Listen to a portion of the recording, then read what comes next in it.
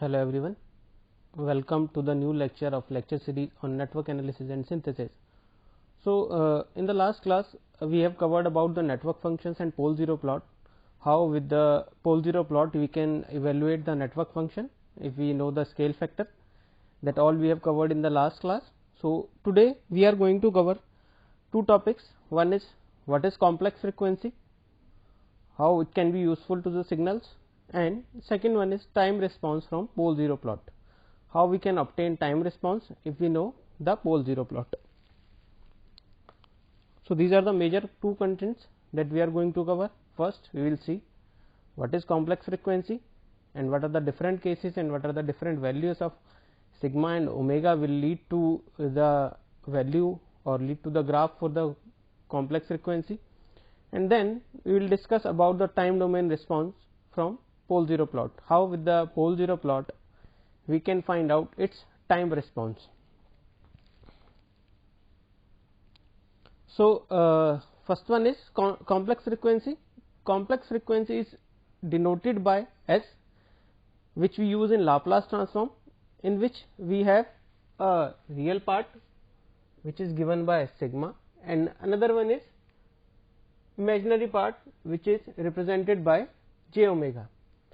So, it is a type of frequency which depends on two parameters. One is sigma, and which is used to control the magnitude of the signal, and the other one is omega, which is used to control the rotation of the signal.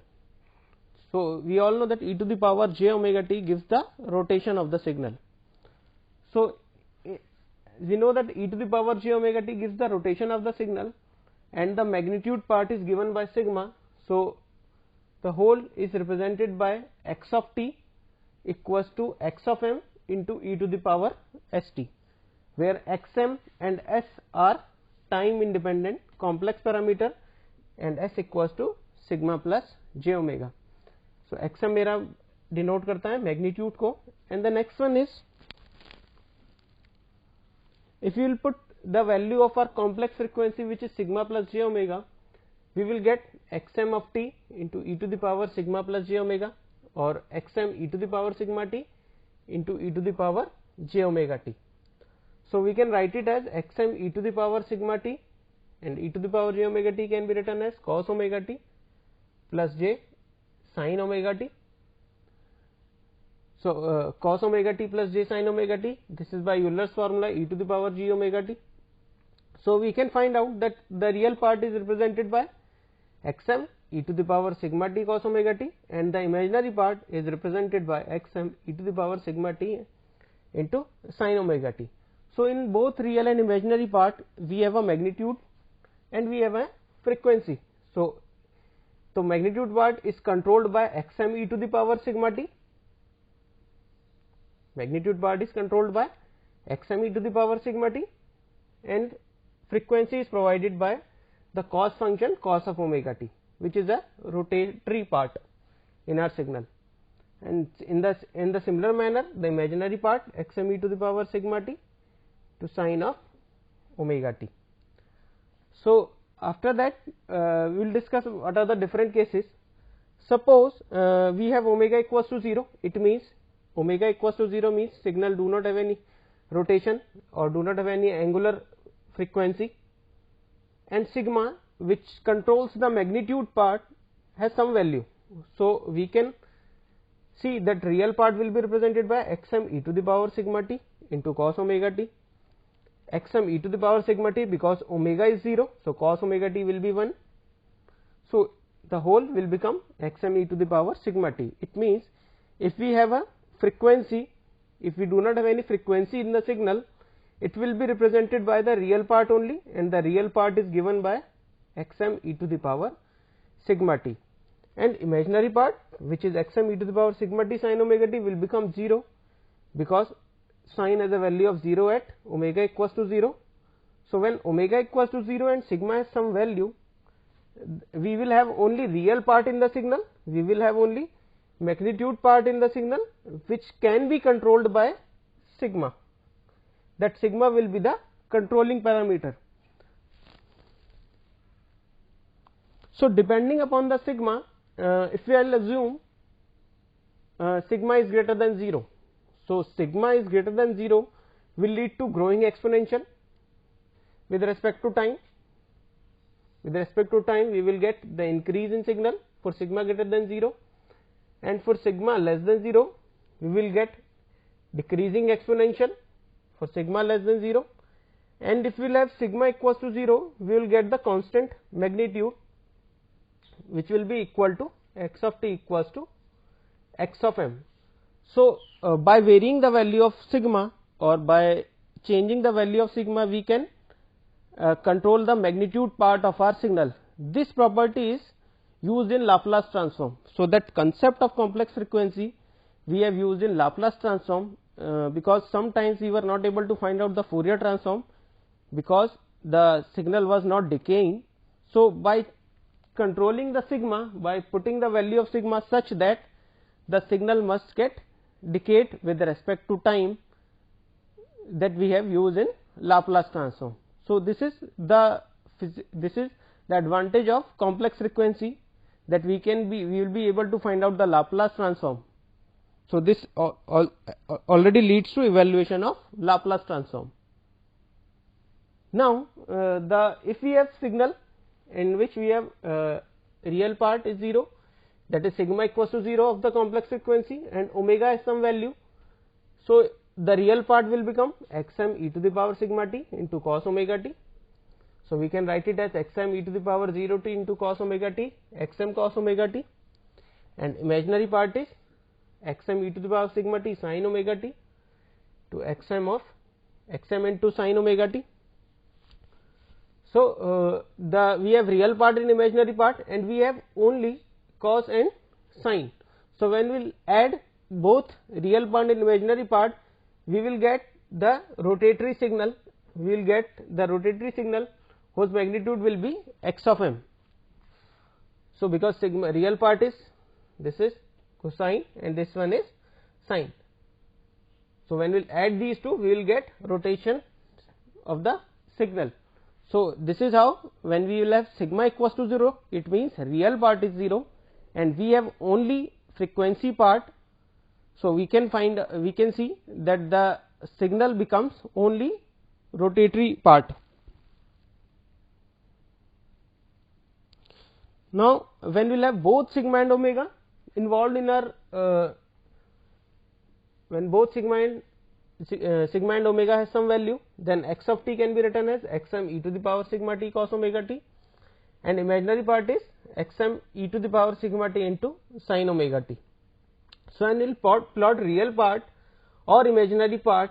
So, depending upon the value of sigma, we will get damped oscillation, like in figure B, we will get either damped oscillations or we will get only, or we will get growing oscillation depending upon the value of sigma greater than 0. So, when we will have sigma greater than 0, we will get growing oscillation, and when we will have sigma less than 0, we will have damped oscillations.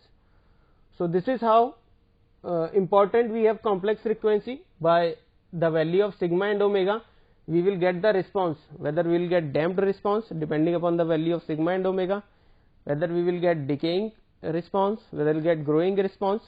All the values will depend on the complex frequency value, that is S. So, S determines our response of the system. So, that was all about the complex frequency, in which the complex frequency is denoted by sigma, S, which is sigma plus j omega, in which we have real part and imaginary part. Real part is used to control the magnitude, and imaginary part, which is j omega, is used to control the angular frequency of the signal. Now, the next topic is time domain response from pole 0 plot. How we can obtain time response from pole 0 plot, that we are going to see. One method we have already seen, that one method is inverse Laplace transform. We will find out the inverse Laplace transform, and from there we can obtain its time response. Another method is graphical method, that we are going to discuss today. So, in this question we are given a pole 0 diagram, we are given a transfer function, a network function, and we have to obtain its time response v of t. So, what we will do? We will do partial fraction. So, we will replace it by a by s plus b by s plus 4. So, the response will be a into ut plus b e to the power minus 4t ut. So, one method is by partial fraction we can obtain by residue method we can obtain the value of a and b. Another method to obtain from pole 0 plot is graphical method that we will discuss right now. So, first of all we will plot pole 0. In this network function we have a pole at s equals to 0 and s equals to minus 4, and we have a 0 at s equals to minus 2.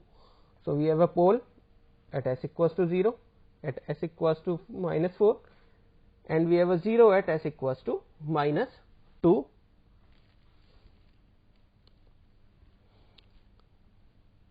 Now, we will identify, first of all, what we will do in graphical method. We will identify a pole, and we will find out the distance of that distance of all the zeros present in our pole 0 diagram to that pole. So, for example, if I will assume the pole at s equals to 0,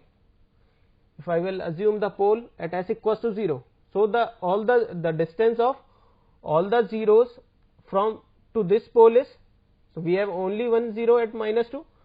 So, the distance between this 0 and this pole at s equals to 0 and 0 at s equals to minus 2 is 2. So, it will be represented by m 2 0, which will be equal to 2. Then we will find out the distance of pole at s equals to 0 from the pole at s equals to minus 4. So, this will be equal to 4. So, it is represented by m 4 0, which is equal to 4. So, that we have done for pole at s equals to 0. Similarly, we will find out the distance, we will consider second pole. The second pole is at s equals to minus 4. So, we will find out the distance, the pole at s equals to minus 4 from the 0 at s equals to minus 2. So, the distance is 2, we are talking about only magnitude. So, m 2 4 equals to 2, and the distance of the pole at s equals to minus 4 from the pole at s equals to 0, the distance is 4. So, m 0 4 will be equal to 4. So, this is how we will find out by considering one pole at a time. By considering one pole, we will find out the distance of that pole from all the zeros as well as from all the poles. Now, we will find out the angle. Now, we will find out the angle of that pole from all the zeros and from all the poles in the pole 0 diagram. So, if I will assume again the pole at s equals to 0. So, if I will assume again the pole at s equals to 0. So, the angle made by the 0 at s equals to 2, the 0 at s equals to 2 to the pole at s equals to 0 is 0 degree. So, theta 2 of 0 equals to 0 degree. This is the angle made by the 0 at s equals to minus 2 to the pole at s equals to 0. So, it is equal to 0 degree. Now, we will find out the angle made by the pole at s equals to minus 4 to the pole at s equals to 0. Again the angle is theta 4 0, it is equal to 0 degree. So, this is the angle that we have obtained for the pole at s equals to 0 from all the zeros and all the poles. Now, we will find out, now we will consider another pole which is pole at s equals to minus 4. So, the angle made by the 0 at s equals to minus 2 to the pole at s equals to minus 4, that is theta 2 4. So, that theta 2 4 will be equal to this angle, and this angle we can see that is theta 24. So, it is equal to 180 degree. So, theta 24 equals to 180 degree. Now, we will find out the angle made by the angle to the pole at s equals to -4 from the pole at s equals to 0. Again the angle is this one. So, that is theta 04. Again the angle is 180 degree.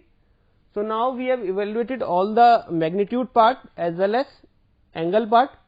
Now, we will obtain the coefficients of partial fraction.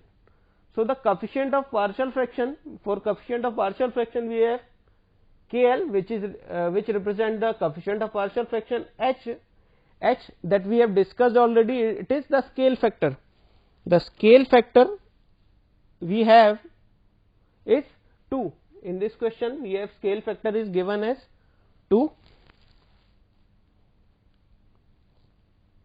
So, the scale factor H is 2. So, A will be equal to, because A is the coefficient for the pole at s equals to 0. A is the coefficient for the pole at s equals to 0. So, what we will do? A will be equal to H is scale factor into m20. This is the magnitude of 0 at s equals to -2 to the distance from s equals to -2 to the pole at s equals to 0, multiplied by the angle made by the 0, that is e to the power j theta 20, angle made by the 0 at s equals to -2 to the pole at s equals to 0. Okay. So, this is because we have only one 0. So, we will get only a single m20 into e to the power j theta 20.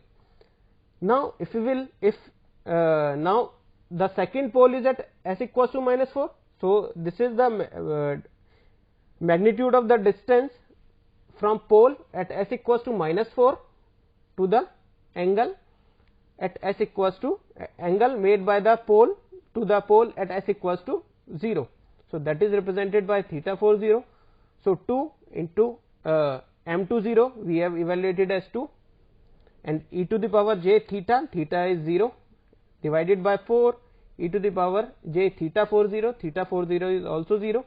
So, we will get the value of A as 1. So, this is how we obtain the value of A, which is the coefficient of the pole at s equals to 0.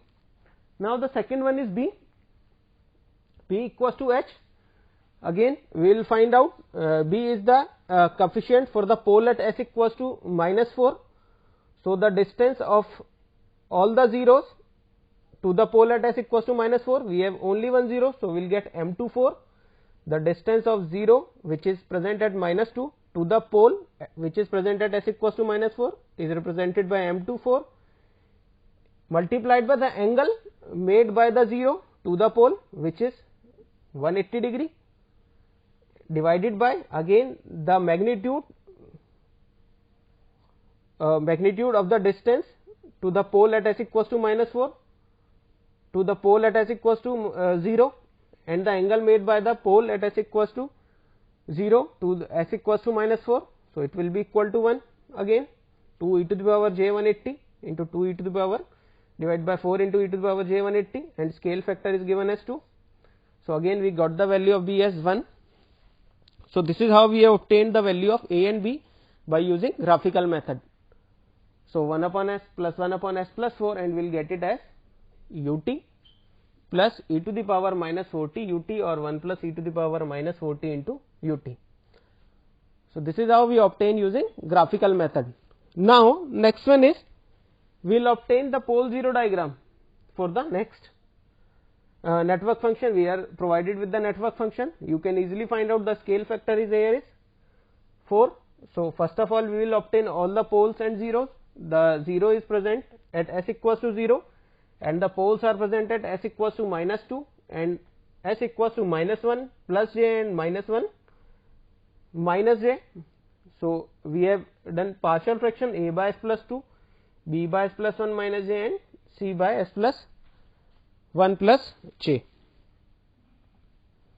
Now again we will find out the a by finding out the scale factor. We have seen the scale factor value is 4. So for a is the coefficient of the pole at s equals to minus 2. So we will consider the pole at s equals to minus 2. So the all the zeros, distance magnitude of the 0 to that pole is this one. This is m02. So it is represented by m02 into e to the power j, angle made by this 0 to the pole at s equals to minus 2, theta 02, which is given by 180 degree. So we have done with the numerator part. In the denominator we have the distance of all the pole multiplied by its angle, e to the power j theta p12. So the distance of mp1, the distance of p1 to the pole at s equals to minus 2. So we will get it as theta p12 will be equal to 180 plus tan inverse 1 by 1.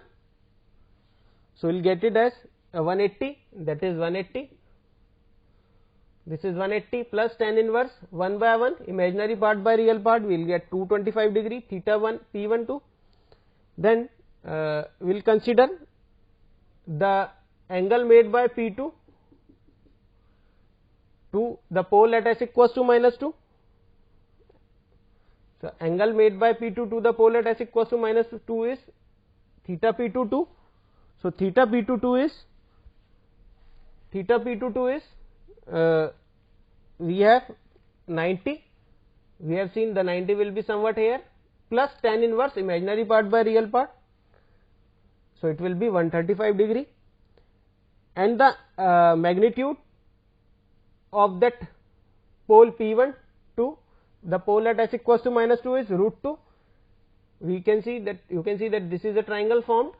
So this is hypotenuse from 2 minus 2 to p1. So this is mp12, this is mp12. So mp12 will be equal to 1 square plus 1 square under root, we will get under root 2, and theta p12 we have evaluated as 225 degree. Similarly mp22 will be equal to root 2, and theta p22 will be equal to 135 degree. So we will get the value of a. We have found out all the values. H equals to 4. From the network function we can see. So a equals to 4 into 2 e to the power j into 180 degree, root 2 e to the power j 225 into root 2 e to the power j 135 degree, and we will get the value of a as minus 4. Now we will obtain the value of b. So value of b, b is the coefficient for the pole at s equals to minus 1 plus j, that is p1, this pole. So we will find out all the distance from all the zeros. So we have a single 0 at s equals to minus s equals to 0. So this will represent m0 p1, the distance, and this distance will be equal to under root 1 plus 1, that will be root 2 by using Pythagoras theorem in this triangle. And the angle made by the 0 at s equals to 0 to the s equals to p1 is theta 0 p1. So theta 0 p1 is 135 degree, again 90 degree plus tan inverse 1 by 1. So that is 135 degree. Now we will find out the distance of the pole at p2, that p2 to p1.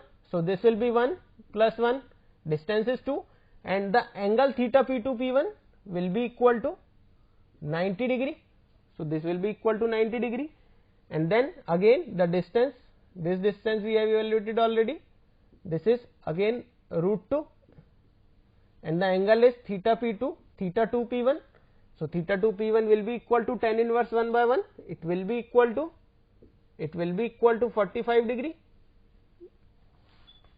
So, we have evaluated all the values m2 p1, that is distance of pole at s equals to minus 2 p1 is root 2, theta 2 p1, angle made by the 0 at s equals to angle made by the pole at s equals to minus 2 p1 is 45 degree, m p2 p1, p2 ने p1 पर कितना p2 और p1 में कितना distance है 2 और angle कितना बनाया p2 ने p1 पर, that is 90 degree, that we have seen in our earlier slide.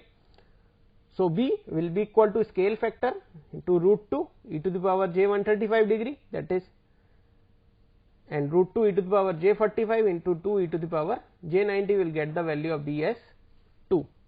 Will got the value of B as 2. Now, we will find out the value of C. So, the value of C will be scale factor h, again the angle, the magnitude from the all the zeros, we have only a single 0 at s equals to 0, and the angle made by the 0 to the pole at p2. So, the distance, this distance is again root 2 by using Pythagoras theorem, and the angle made by theta 0 p2, it will be equal to 225 degree, or we can say it will be minus 135 degree.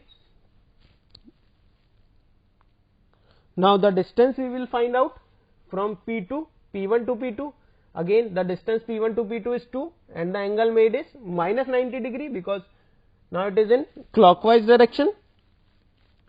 So, theta p1 p2 will be equal to minus 90 degree, that we are going to get. Now, m2 p2 is distance of pole at s equals to minus 2, distance of pole at s equals to minus 2 to the pole at s equals to p2. So, this distance again will be equal to root 2, that is 1, and this distance is also 1. So, we will apply Pythagoras theorem to obtain this distance will also be equal to root 2, and the angle made by the pole at s equals to minus 2 to the pole at s equals to p2.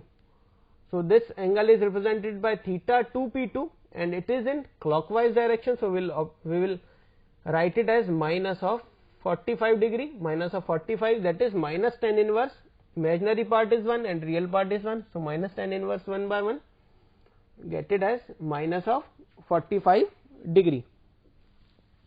So, that we have obtained 2 p2 root 2 and theta 2 p2 as minus 45 degree. So, the value of C will be scale factor into root 2, which is the distance of the 0 to the pole at s equals to minus p2, and the angle made by the 0 and the angle made by the 0 to the pole at minus p2, divided by the distance of the pole at s equals to p1 minus at s equals to p1, and the angle made by p1 to p2, and then we have the magnitude of the distance of the pole at s equals to minus 2 to s equals to p2, and the angle made by the pole at s equals to minus 2 to the pole at s equals to p2 is minus 90 degree, and we will obtain the value of C as 2. So, we will get the value of V of t as minus 4 e to the power minus 2 t plus 2 e to the power minus of 1 minus j into t plus 2 e to the power minus of 1 plus j into t into u of t. So, this is how we have obtained our time response from pole 0 plot graphically. Another method is inverse Laplace transform. So, you can refer these books Franklin F. Kuo and Anand Kumar to understand all these methods. Thank you so much.